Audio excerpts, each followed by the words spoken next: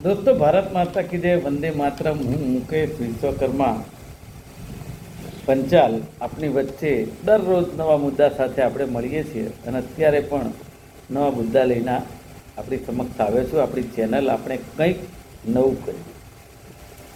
સૌથી પહેલાં વિશ્વાસઘાતથી બચવું જોઈએ, કારણ કે આજનો યુગ એવો છે। સમાચાર શરૂ કરીએ। સૌથી પહેલાં ગુજરાતમાં 35 વર્ષની વય મર્યાદા હોવા છતાં સૌરાષ્ટ્ર યુનિવર્સિટીમાં 54 વર્ષના ઉમેદવારે ભરતીની પરીક્ષા આપી।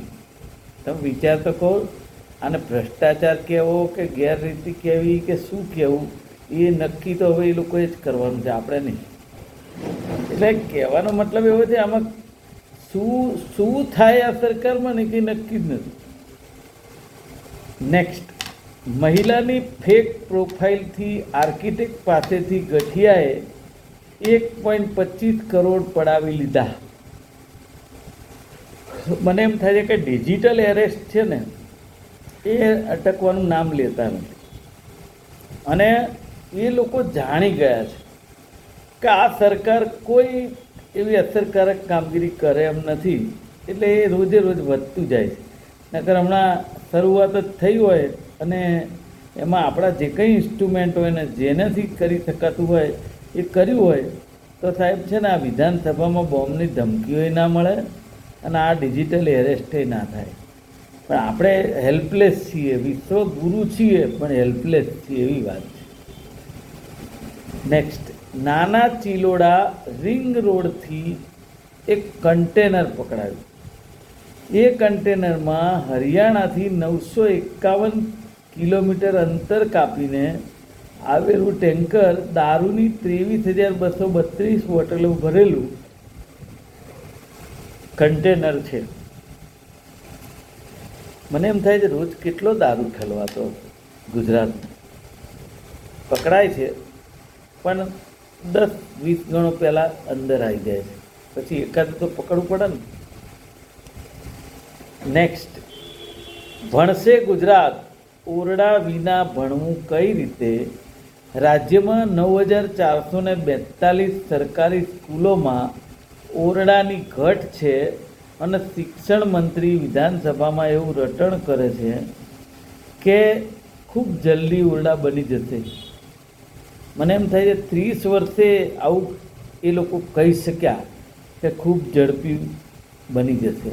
30 વર્ષે, આમ તો મારી દ્રષ્ટિએ આવું કહેનારને શરમ આવી જોઈએ કે 30 વર્ષે આખા 3 યુગ બદલાઈ જાય, જનરેશન। અને ખાસ કરીને આ પાછી જે ઓરડા નથી એ વિસ્તાર કયો એ સમજવા જેવું છે।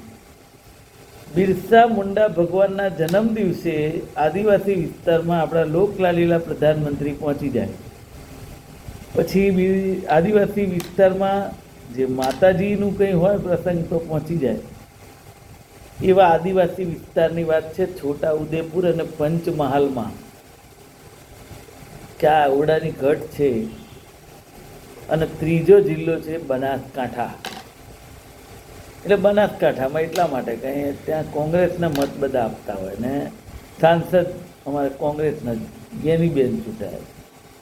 પણ આવું નહીં હોવું જોઈએ। કારણ એવું છે કે જ્યારે એકવાર ચૂંટણી થઈ જાય અને પછી કોઈ એવું રહેતું નથી કે આનું કામ શું ને આનું કામ શું।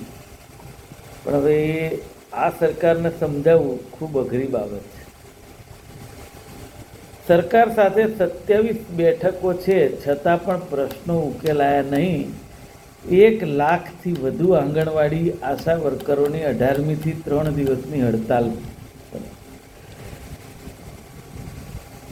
નિવૃત્તિની વય મર્યાદા વધારવા, સન્માનજનક વેતન આપવા સહિતની માંગણીઓ કરાઈ। બિચારા કાયમ કરે છે, સરકારને સંભળાતું જ નથી। વિદ્યાર્થીઓ ન મળતા બેઠકો ભરાતી જ ન હતી। ટેકનિકલ કોર્સની 49 કોલેજે ફી વધારો માગ્યો જ નહીં, 12 કોલેજે કોમર્સ કોર્સ બંધ કર્યા। પણ ફી વધારો ક્યાંથી માગે? એમની કોલેજ જ ખાલી રહે છે, કોની પાસેથી ફી લે? આ દિવસો દૂર નથી. પ્રાઇવેટ સ્કૂલોવાળા અને પ્રાઇવેટ કોલેજોવાળા હજી ચેતી જજો, નહીં તો તમારે બેઠા બેઠા હવા ખાવા સિવાય કંઈ રહેશે નહીં. કારણ કે આટલો બધો ફી કોઈ ચૂકવી શકે નહીં. 433 કોલેજોએ 4 થી 5% ફી વધારો માગ્યો. 103 કોલેજની 5%થી વધુ ફી માટે કમિટીમાં દરખાસ્ત. પાટણના ફાર્મ હાઉસમાં હથિયારધારી ટોળાનો આતંક થયો. પોલીસને ભાગી જવું પડ્યું. ગુજરાતની પોલીસને ભાગી જવું પડ્યું. મંદિરનો ફાળો ઉઘરાવવા મુદ્દે અદાવતમાં હુમલો કરાયો તેવું અનુમાન છે. ચાણસમાં પીઆઈ સહિત 13 કર્મચારીઓ સસ્પેન્ડ થયા. ટોળું ધારિયા તલવારો પથ્થરો સાથે ધસી આવીને હુમલો કર્યો. આ ખરેખર બહુ જ કાયદોની વ્યવસ્થાની સ્થિતિ ઉપર પ્રશ્નાર્થ છે ગુજરાતમાં. એમાં છેલ્લા 10 વર્ષમાં તો દાટ વાળી દીધો. અનેક જિલ્લાઓમાં ડીઈઓ, ડીપીઓ, ડીપીઈઓ કાયમી નથી. શિક્ષણ સેવા વર્ગ 1 અને 2ની 900થી વધુ જગ્યાઓ ખાલી છે. ગુજરાત શિક્ષણ સેવા વર્ગ 1માં 146માંથી 54 અને વર્ગ 2માં 1807માંથી 859 ખાલી છે. આ શેના માટે મને એમ થાય છે કે નથી ભરતી પ્રક્રિયા કરતા ટેક્સ તો પ્રજા જ આપે છે, તો પછી કેમ ભરતી નહીં કરવી? આ મને ઘણીવાર સવાલ થયા કરે છે.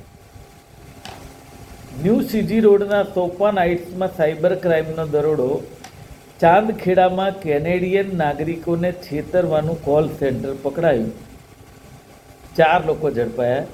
કેનેડા રેવન્યુ એજન્સીના અધિકારી બની ડર ઊભો કરી અને પૈસા પડાવતા હતા. 3 આરોપી અગાઉ પણ પકડાયા હતા. એટલે આ લોકોને હવે એવી સજા થવી જોઈએ ફરી આ કામ ના કરી શકે. બાકી તો પછી હરી ઈચ્છા બળવાન છે.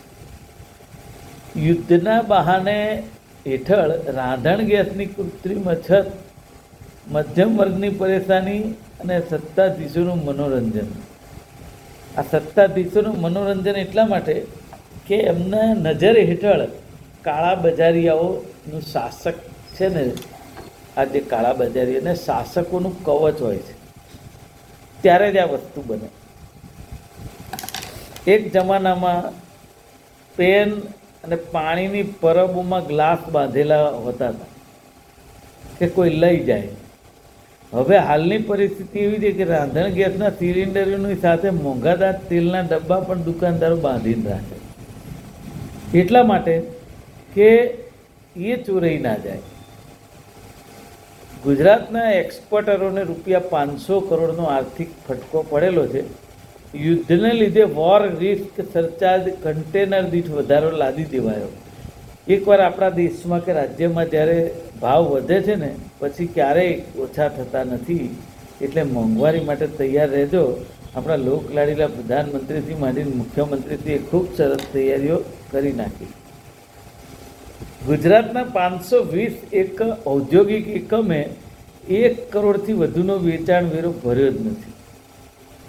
520 કરોડથી વધુની આ બાકી વસૂલાત સામે મિલકત ટાંચ અને નોંધણી રદ સહિતની કાર્યવાહી કરવામાં આવશે. કરે તો સારું. 520 કરોડમાંથી પાછા અમુક જગ્યાએથી અમુક આવે તો એ ચાલી જાય એમ. પણ હું માનું છું પ્રમાણિકતાથી કામ થતું હોય તો ટેક્સ પણ બધા ભરે અને નિયમિત ભરે. આજે બસ આટલું જ. આપનો ખૂબ ખૂબ આભાર.